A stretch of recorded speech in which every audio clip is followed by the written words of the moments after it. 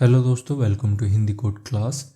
पिछले लेक्चर में हमने इस एपीआई गेटवे के लिए ये कॉन्फ़िगरेशन सेट कर ली थी एंड इसको हमने गिट रेपो में जाके सेट कर दिया था। बट आप देख रहे हो कि हमने अभी भी यहाँ पे ये कॉन्फ़िगरेशन लिख रखी है, तो अब हमें ये यहाँ पे नहीं चाहिए क्योंकि हम ऑलरेडी इसको गिट रेपो में सेट कर चुके हैं। तो इसको यहाँ से कर दीजिए रिमूव एंड यहाँ पे हम सिर्फ ये बताएंगे स्प्रिंग को कि हमने जो अपनी कॉन्फ़िगरेशन है वो कहाँ पे रख रखी है, मतलब गिट रेपो में रखी है या किसी और सेंटर प्लेस पे रख रखी है जहाँ से जब भी ये प्रोजेक्ट स्टार्ट होगा तो कॉन्फ़िगरेशन फैच कर लेगा। ठीक है, तो यहाँ पे सबसे पहले लिखते हैं एप्लीकेशन का नेम, तो एप्लीकेशन डॉट नेम ये आपको दिख रहा है यहाँ पे, इसको ले लीजिए। इसमें देंगे हम API हाइफन गेटवे, देन देना होता है हमें उस लोकेशन का नाम जहाँ से हमें अपनी कॉन्फ़िगरेशन को इंपोर्ट करना है। तो यहाँ पे लिखिए config.import, इसमें हम दे देंगे कॉन्फ़िग सर्वर का लोकेशन, तो optional colon config server colon http colon //localhost colon 8888। ठीक है, इससे स्प्रिंग बूट को स्टार्टअप के टाइम पे ही पता चल जाता है कि यहाँ पे जो हम कॉन्फ़िगरेशन यूज कर रहे हैं वो किसी लोकल फाइल में नहीं है बल्कि वो एक्सटर्नल कॉन्फ़िग सर्वर से लानी है। अब यहाँ पे देख रहे हो कि हमने सबसे पहले ऑप्शनल का यूज किया है। इसके यूज करने की वजह से अगर कॉन्फ़िग सर्वर टेम्परेरी डाउन है तब भी हमारा ये एप्लीकेशन क्रैश नहीं होगा। ठीक है, इसको कर दीजिए सेव। अब हम इसमें सबसे पहले बना लेते हैं कुछ फिल्टर, तो आएंगे इस API गेटवे में। अब यहाँ पे देख रहे हो कि सिर्फ रिसोर्स नाम का फोल्डर है, यहाँ पे जावा वाला फोल्डर गायब है। तो उसको लाने के लिए हम इसमें करेंगे राइट क्लिक, बिल्ड पाथ में जाएंगे, इसमें कॉन्फ़िग बिल्ड पाथ में जाना है। इसमें आपको जाना होता है सोर्स में एंड यहाँ देख लेना है आपको कि जावा फोल्डर है या नहीं है। तो अभी नहीं दिख रहा है, इनको अगर मैं थोड़ी सा मिनिमाइज करता हूँ तब भी यहाँ नहीं दिख रहा है। ठीक है, तो हम जाएंगे ऐड फोल्डर। अब इधर देखोगे आप तो रिसोर्स में तो ये टिक है बट जावा में नहीं है, तो जावा में आपको यहाँ पे कर देना है। इसके बाद okay and apply and close. अभी आपको जावा भी दिखने लग गया। अब इसके अंदर आपको बनाने हैं पैकेज, तो इसको ओपन करते हैं, यहाँ पे जाते हैं, यहाँ पे मेन क्लास है। ठीक है, इसमें राइट क्लिक करिए, न्यू एंड पैकेज, इसका नाम दीजिए डॉट फिल्टर फिनिश। अब इसमें हमें सबसे पहले एक ग्लोबल फिल्टर चाहिए होगा जो हर incoming request and outgoing response को सेंट्रली लॉक करेगा। मतलब ये जो फिल्टर होगा वो ऑटोमेटिकली रिक्वेस्ट आईडी जनरेट करके रिक्वेस्ट से रिलेटेड लॉक करेगा एंड रिस्पॉन्स का टाइम कैलकुलेट करेगा। तो इसी पैकेज में करते हैं right click, new and class, इसका नाम दीजिए banking request logging filter and finish. अब इसमें सबसे पहले हम एक एनोटेशन लगा लेते हैं, यहाँ पे ऐड कंपोनेंट्स। इसको लगाने से स्प्रिंग इस फिल्टर क्लास का ऑटोमेटिकली बीन क्रिएट करेगा, मतलब ऑटोमेटिकली हैंडल करेगा। अब इसके बाद हम एक और एनोटेशन लगा लेते हैं जो है SLF4J का, SLF4J, इसे कर लीजिए इंपोर्ट। अब ये लैम्बॉक एनोटेशन है जो क्लास के अंदर ऑटोमेटिकली लॉगर ऑब्जेक्ट जनरेट कर देता है। मतलब जब हम इस एनोटेशन को यूज करते हैं एंड हमारा एप्लीकेशन कंपाइल होता है तो लैम्बॉक क्लास के अंदर ऑटोमेटिकली एक फाइनल स्टैटिक लॉगर ऐड कर देता है जो SLF4J एब्स्ट्रैक्शन का यूज करता है। मतलब आप ऐसे समझो कि ये जो SLF4J है ये एक कॉमन लॉगिंग सिस्टम है जो एट SLF4J यूज करने पर हमें एक ऑब्जेक्ट देता है एंड उस ऑब्जेक्ट की हेल्प से हम रिक्वेस्ट, रिस्पॉन्स एंड एरर से रिलेटेड मैसेज को प्रिंट या रिकॉर्ड कर सकते हैं। ठीक है, अब नेक्स्ट स्टेप में क्या आता है, कोई भी आप फिल्टर बनाते हो, ग्लोबल फिल्टर बनाना होता है तो उसके लिए आपको एक इंटरफेस इम्प्लीमेंट करना होता है। तो यहाँ पे लिखेंगे इम्प्लीमेंट्स एंड इंटरफेस का नाम है ग्लोबल फिल्टर। इसके अलावा हमें प्रायोरिटी भी सेट करनी पड़ती है जिसके लिए एक और इंटरफेस लेना होता है जिसका नाम है ऑर्डर। तो यहाँ पे ऑर्डर भी ले लेते हैं। अब इनके जो अनइम्प्लीमेंटेड मेथड है उनको यहाँ पे ओवरराइड कर लेते हैं। तो यहाँ करोगे क्लिक और ये आ गए आपके दोनों अनइम्प्लीमेंटेड मेथड। मतलब एक मेथड है ऑर्डर्ड इंटरफेस से और दूसरा मेथड है ग्लोबल फिल्टर इंटरफेस से। अब ये जो फिल्टर है ये मोनो टाइप का डेटा रिटर्न करता है। मोनो मतलब ये एक प्रॉमिस रिटर्न करता है, मतलब या तो ये 0 रिटर्न करेगा या 1 रिटर्न करेगा। अब यहाँ पे काफ़ी सारे स्टूडेंट का ये प्रॉब्लम होता है कि वो सोच लेते हैं कि ये कोई न्यूमेरिक वैल्यू 0 या 1 रिटर्न करेगा, बट ऐसा नहीं है। मोनो का मतलब है या तो वो कोई डेटा रिटर्न करेगा या फिर वो कुछ भी रिटर्न नहीं करेगा। एंड ऐसा इसलिए होता है क्योंकि आपको पता है गेटवे एंड वेबफ्लेक्स नॉन ब्लॉकिंग होते हैं, जिसमें रिक्वेस्ट का जो रिस्पॉन्स होता है वो तुरंत रिटर्न नहीं होता है। मतलब नॉर्मल फंक्शन की तरह नहीं होता है कि रिटर्न लगा दिया एंड जैसे ही हमारा मेथड एग्जीक्यूट हुआ तो हमें रिटर्न मिल गया, जो भी वैल्यू है मिल गई। बट इसमें ऐसा नहीं होता। इसमें पहले पूरा काम कंप्लीट होता है, मतलब जो रिक्वेस्ट की जर्नी है वो पूरी होगी एंड जब वो पूरा फाइनल काम कर लेगी उसके बाद रिजल्ट आता है। एंड इसी प्रोसेस को हैंडल करने के लिए हम यहाँ पे मोनो यूज करते हैं। अब इसमें हमें 2 ऑब्जेक्ट की ज़रूरत पड़ती है, एक है एक्सचेंज और दूसरा है चेन। तो एक्सचेंज ऐसा ऑब्जेक्ट है जिसके अंदर सारी रिक्वेस्ट एंड रिस्पॉन्स से रिलेटेड इन्फॉर्मेशन होती है। एंड ये जो चेन है ये नेक्स्ट फिल्टर चेन के लिए यूज किया जाता है। अब इसमें हम सबसे पहले करंट टाइम को सेट कर लेते हैं, मतलब जो अभी का टाइम है उसको निकाल लेते हैं। उसके लिए यहाँ पे आएंगे, इसमें लिखेंगे सिस्टम डॉट करंट टाइम मिली सेकेंड। ये जो टाइम देगा उसको रख लेते हैं किसी वेरिएबल में। तो लॉन्ग स्टार्ट टाइम, इसके बाद जनरेट करते हैं रिक्वेस्ट आईडी। तो यहाँ पे इधर लिखिए स्ट्रिंग रिक्वेस्ट आईडी। अब ये जो आईडी होगी वो रैंडम होगी, जिसके लिए हम UUID का यूज करेंगे। यहाँ पे UUID random UUID dot to string. अब ये जो रिक्वेस्ट आईडी हमने जनरेट करी है इसको हम रिस्पॉन्स हेडर में सेट कर देंगे। तो यहाँ पे लिखिए एक्सचेंज डॉट गेट रिस्पॉन्स। अब इसे हेडर में ऐड करना है तो हेडर को भी निकाल लेते हैं, डॉट गेट हेडर। अब इसमें हम की एंड वैल्यू, मतलब जो रिस्पॉन्स हेडर का नाम है एंड जो वैल्यू है जहाँ पे हमें रिक्वेस्ट आईडी सेट करनी है, उन दोनों को यहाँ पे सेट कर देंगे। तो उसके लिए यहाँ पे लिखना होता है डॉट ऐड, इसमें लिखिए हेडर की का नाम। तो यहाँ पे हम यूज कर लेंगे x- रिक्वेस्ट -id एंड इसकी वैल्यू में सेट हो गया रिक्वेस्ट आईडी। ठीक है, इसके बाद निकाल लेंगे हम पाथ। तो यहाँ पे लिखिए स्ट्रिंग पाथ। पाथ हमें कहाँ से मिलेगा, ये भी हमें एक्सचेंज ऑब्जेक्ट से ही मिलेगा। तो यहाँ पे लिखिए exchange dot gate request dot gate URI dot get path. इसी तरह से मेथड को भी निकाल लेते हैं। तो यहाँ पे स्ट्रिंग मेथड एंड इसके लिए भी हमें एक्सचेंज ऑब्जेक्ट का ही यूज करना पड़ेगा। Exchange dot gate request dot get method dot name. इसके बाद हम यूजर को भी निकाल लेंगे। तो जितनी भी चीज़ें हैं सबका सेम प्रोसेस है, आपको एक्सचेंज ऑब्जेक्ट से सारी चीज़ें फैच कर लेनी, मतलब जो भी ज़रूरत है आपको कहीं नहीं जाना है, एक्सचेंज ऑब्जेक्ट को कॉल करना है और वो आपको सारी चीज़ें दे देगा। तो इसके लिए लिखिए string user exchange dot gate request dot gate headers dot get first and इसमें हम पास कर देंगे उस हेडर की का नेम जिससे हमें यूजर की वैल्यू मिलेगी। तो यहाँ लिखिए x-user-id। इसके बाद हम लॉग इन्फो यहाँ पे दे देते हैं।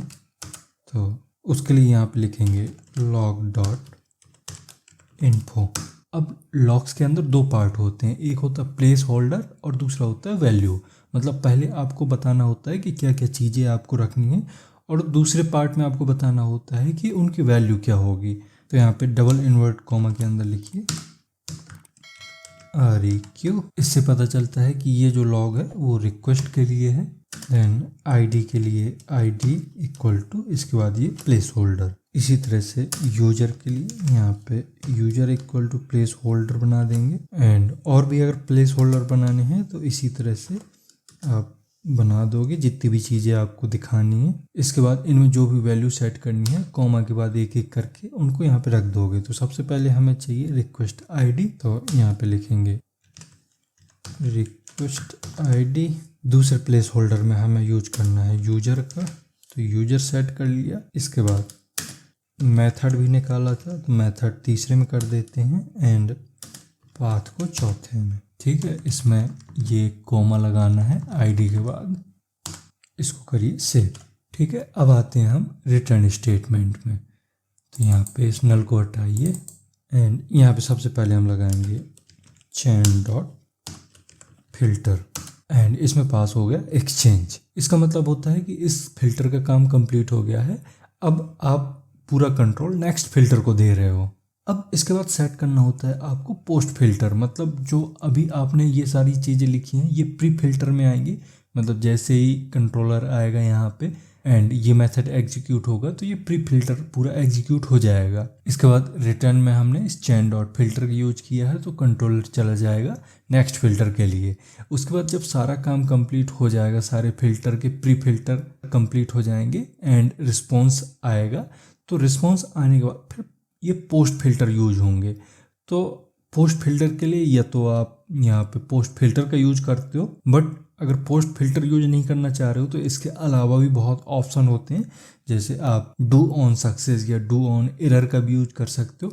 तो ये भी आपके एक तरह से पोस्ट फिल्टर ही हैं, क्योंकि अगर उस पर्टिकुलर रिक्वेस्ट के लिए सक्सेसफुली रिस्पॉन्स मिल जाता है एंड सक्सेसफुली रिस्पॉन्स आता है तो डू ऑन सक्सेस हमारा एग्जीक्यूट होगा। एंड अगर कहीं पे एरर आ जाती है, मतलब रिस्पॉन्स लाते लाते कहीं बीच में एरर आ गई एंड प्रॉपर रिस्पॉन्स नहीं मिल पाया तो डू ऑन एरर चल जाएगा। तो पहले हम डू ऑन सक्सेस के लिए लिख लेते हैं क्या चलना चाहिए पोस्ट में। तो यहाँ लिखिए डॉट डू ऑन सक्सेस। इसमें हम यूज करेंगे लैम्डा का, तो लैम्डा लगाइए।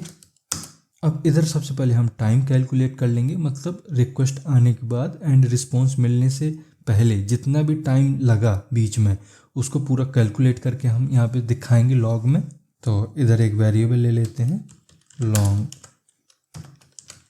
टाइम टेकन एंड आपको पता है करंट टाइम के लिए क्या करते हैं, यहाँ लिखेंगे सिस्टम डॉट करंट टाइम मिली सेकेंड। इसमें माइनस कर दीजिए स्टार्ट टाइम। ठीक है, अब ये जो हमें वैल्यू मिली है मतलब टाइम टेकन मिला है, इसी को हम लॉग कर देंगे यहाँ पे लॉग डॉट इन्फो। इसमें आपको सबसे पहले बताना होता है कि ये लॉग रिस्पॉन्स के लिए है या रिक्वेस्ट के लिए। तो अब ये रिक्वेस्ट नहीं है, रिस्पॉन्स है, तो यहाँ पे डालिए रिस्पॉन्स। देन ID सेट कर देते हैं, देन स्टेटस, इसके बाद time and time millisecond में सेट होगा। अब इनकी वैल्यू दे देते हैं। तो सबसे पहले रिक्वेस्ट ID को देते हैं रिक्वेस्ट ID, देन स्टेटस देना है एंड स्टेटस आपको मिलेगा एक्सचेंज ऑब्जेक्ट में, क्योंकि मैंने बताया था कि सारी इन्फॉर्मेशन उसी के अंदर होती है। तो यहाँ लिखिए exchange dot gate response dot gate status code. इसके बाद तीसरे प्लेस होल्डर में हमें सेट कर देना है टाइम टेकन वेरिएबल को टाइम टेकन। बस इतना हो गया, लास्ट में सेमीकोलन। ठीक है, तो ये आपका पूरा कोड चल जाएगा अगर हमारा सक्सेसफुली रिस्पॉन्स आ गया। बट ऐसा भी हो सकता है कि कहीं पे एरर आ जाती है, तो उसको हैंडल करने के लिए यहाँ पे आएंगे एंड इधर लिखेंगे डू ऑन एरर एंड इधर फिर से लैम्डा यूज करना पड़ेगा। तो एक वेरिएबल ले लेते हैं EX नाम का, इसके बाद लैम्डा साइन एंड यहाँ से स्टार्ट करते हैं इसकी बॉडी। अब इधर क्या होगा, अब आपको यहाँ पे सबसे पहले करंट टाइम निकालना है, मतलब कितना टाइम लगा, टाइम टेकन कितना है, वो जैसे आपने अभी निकाला था फिर से निकालना पड़ेगा, क्योंकि अभी जो आपने निकाला था वो रिस्पॉन्स के लिए था एंड रिस्पॉन्स बॉडी के अंदर है, तो उस वेरिएबल को आप यहाँ पे एक्सेस नहीं कर सकते हो। इसलिए हम फिर से एक वेरिएबल ले लेंगे, लॉन्ग टाइम टेकन, इसमें system dot current time millisecond minus start time, then log set कर देते हैं। यहाँ लिखेंगे लॉग डॉट एरर एंड यहाँ पे आपको सबसे पहले उस लॉग का नेम देते हैं, किस टाइप का लॉग है, तो ये रिस्पॉन्स तो है बट एरर रिस्पॉन्स है, उसके लिए यहाँ पे लिखेंगे एरर, देन आईडी को शो कर देंगे। इसके अलावा मेथड एंड पाथ के लिए भी दे देते हैं, देन टाइम भी शो कराएंगे क्योंकि टाइम हमने निकाला है, ये मिली सेकेंड में होगा। इसके बाद देना होता है आपको वैल्यू, तो सबसे पहले है request ID, then method, then path, then time taken. ठीक है, इसके अलावा अगर आपको एरर भी दिखानी है तो एक और यहाँ पे प्लेस होल्डर लेते हैं, इधर एरर, एंड इसकी वैल्यू सेट करने के लिए यहाँ पे लिखते हैं EX एंड लास्ट में सेमीकोलन। अब यहाँ पे ये मेथड के बाद स्पेस आया है। अब ये रिक्वेस्ट आईडी, यहाँ भी ये थोड़ा सा गलत हुआ है, इसको सही कर लीजिए, रिक्वेस्ट आईडी। अब इसको कर लीजिए सेव। अभी आपका फ़िल्टर मेथड कंप्लीट हो गया। अब हमें गेट ऑर्डर मतलब यहाँ पे प्रायोरिटी सेट करनी है, तो इसको हटाइए, हमें केवल रिटर्न में क्या करना है -1। तो हम यहाँ पे -1 क्यों कर रहे हैं, क्योंकि जितने भी आप कम वैल्यू यहाँ पे लिखते हो, मतलब 0, -1, -2, उतनी ज़्यादा हाई प्रायोरिटी होती है, तो इसको कर दीजिए -1, इसको कर दीजिए सेव। ठीक है, इसी तरह से आप और भी फ़िल्टर बना सकते हो अपनी रिक्वायरमेंट के हिसाब से। मतलब मैं एक और एग्जांपल देता हूँ, मान लो आपको कोरिलेशन आईडी चेक करनी है, तो उसके लिए भी इसी तरह से आप फिल्टर पैकेज के अंदर राइट क्लिक करोगे एंड न्यू क्लास एंड इधर डालोगे correlation ID filter and finish. अब इस फिल्टर को भी आपको सेम तरीके से ही डिज़ाइन करना है। मतलब सबसे पहले आप यहाँ पे लगाते हो एक एनोटेशन एट कंपोनेंट। इसके बाद इस फिल्टर को ग्लोबल फिल्टर बनाने के लिए आपको दो चीज़ें, मतलब एक चीज़ इम्प्लीमेंट करनी पड़ती है और दूसरी चीज़ प्रायोरिटी सेट करने के लिए। तो यहाँ पे लगाइए इम्प्लीमेंट्स, इधर दीजिए ग्लोबल फिल्टर और दूसरा देना है आपको ऑर्डर्ड। अब सबसे पहले एक हम फाइनल स्टैटिक वेरिएबल ले लेते हैं कोरिलेशन आईडी का, private static final string and उसका नाम, मतलब वेरिएबल का नाम, तो वेरिएबल का नाम होगा कोरिलेशन आईडी एंड इसमें सेट कर देंगे हम एक्स कोरिलेशन आईडी। ठीक है, अब इन दोनों इंटरफेस के जो भी अनइम्प्लीमेंटेड मेथड हैं उनको ओवरराइड कर लेते हैं। तो यहाँ पे अनइम्प्लीमेंटेड मेथड, इस पर आप क्लिक करोगे तो ये ऑटोमेटिक हो जाएंगे। अब इसकी जो प्रायोरिटी देंगे हम -2 कर देते हैं। इससे पहले ये वाला फिल्टर एग्जीक्यूट होगा, उसके बाद जो हमने इससे पहले ग्लोबल फिल्टर बनाया है बैंकिंग रिक्वेस्ट लॉगिंग फिल्टर, तो वो एग्जीक्यूट होगा। अब सबसे पहले जो रिक्वेस्ट आ रही है उसमें जो कोरिलेशन आईडी है उसको निकाल लेते हैं।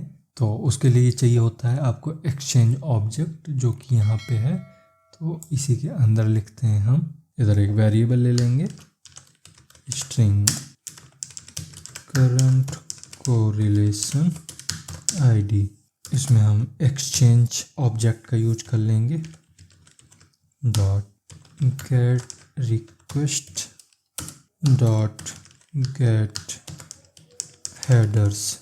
अब इसी हेडर में आपको कॉल करना है डॉट गेट फर्स्ट एंड इधर पास हो गया कोरिलेशन आईडी। अब ऐसा भी हो सकता है कि रिक्वेस्ट में ये कोरिलेशन आईडी ही ना हो, तो उसके लिए हम चेक कर लेंगे एंड अगर कोरिलेशन आईडी नहीं आती है तो उसको हम जनरेट कर लेंगे। उसके लिए यहाँ पे आएंगे if current correlation ID equal to null. अगर ऐसा है तो जो हमारा करंट कोरिलेशन आईडी है उसमें हम एक रैंडम आईडी जनरेट कर देंगे, जिसके लिए हम यूज करेंगे UUID dot random UUID dot to string. इसके बाद रिस्पॉन्स हेडर में इसको कर देंगे सेट। तो एक्सचेंज डॉट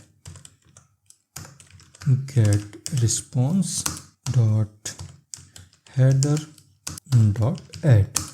अब यहाँ पे की एंड वैल्यू देनी होती है, मतलब सबसे पहले हेडर का नेम एंड देन उसकी वैल्यू। एंड जो की का नाम है उसको हमने एक वेरिएबल में होल्ड कर रखा था, जिसको हमने कोरिलेशन आईडी दिया था, उसी के यहाँ पे यूज कर लेंगे। यहाँ लिखेंगे कोरिलेशन आईडी एंड इसमें सेट कर देंगे हम करंट कोरिलेशन आईडी, ठीक।